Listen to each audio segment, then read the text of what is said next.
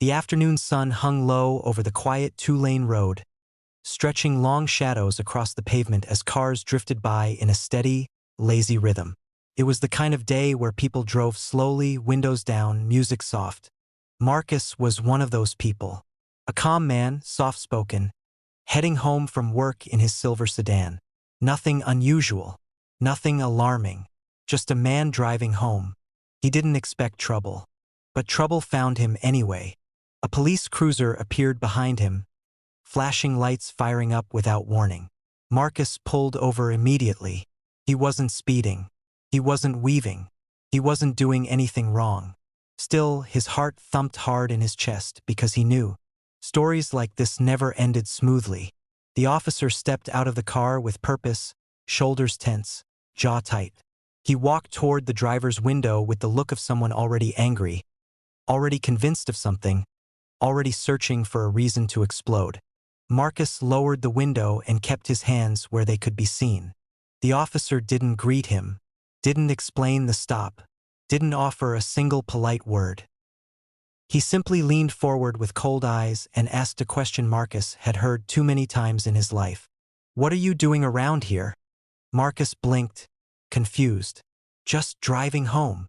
The officer scanned the car, his face twisting with frustration, as if Marcus had given the wrong answer, as if a calm explanation was an insult. Cars passed slowly, their drivers turning their heads, curious about the scene. One man sitting quietly, and an officer who looked ready for a fight. The officer demanded Marcus step out of the car. Marcus asked gently, "May I know why, sir?" That was all it took. The officer's voice rose with irritation, accusing Marcus of talking back, of acting suspicious, of hiding something. None of it made sense. None of it was true. But the more Marcus tried to remain calm, the angrier the officer became. Power often reacts that way when confronted with quiet dignity. Marcus stepped out slowly, hands visible, movements controlled, because life had taught him that even breathing wrong could be misinterpreted. The officer circled him like he was hunting for a reason to escalate the situation.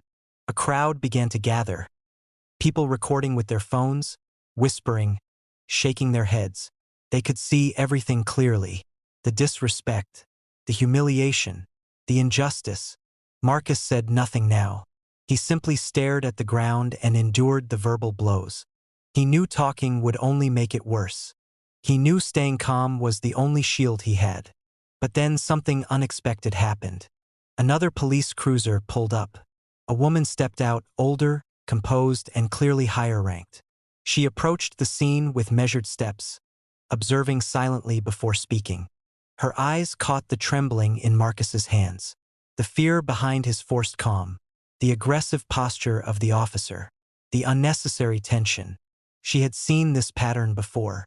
She asked the officer what the stop was for. His explanation stumbled. His accusations shifted. His story cracked.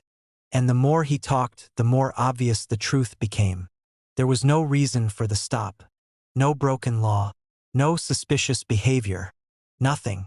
Just a man, in the wrong skin on the wrong road on the wrong day. The commanding officer turned to Marcus, her voice soft, apologetic. "You're free to go." But Marcus didn't move, not out of rebellion, but because he needed a moment to breathe, a moment to find himself again.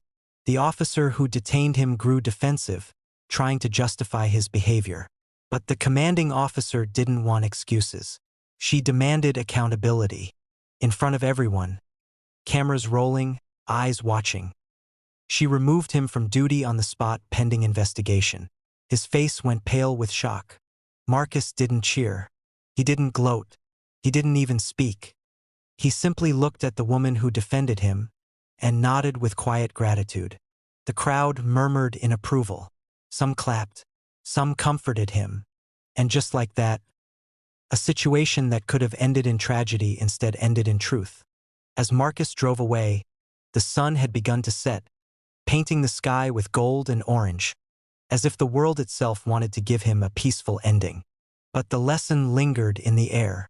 Sometimes justice doesn't roar. Sometimes it whispers. Sometimes it arrives in the form of someone willing to step in at the exact right moment, before something irreversible happens.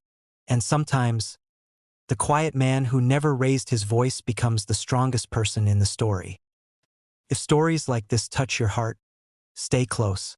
On Twisted Crime TV, we uncover the truths most people overlook. Subscribe, turn on notifications, and join a community that stands for justice, one story at a time.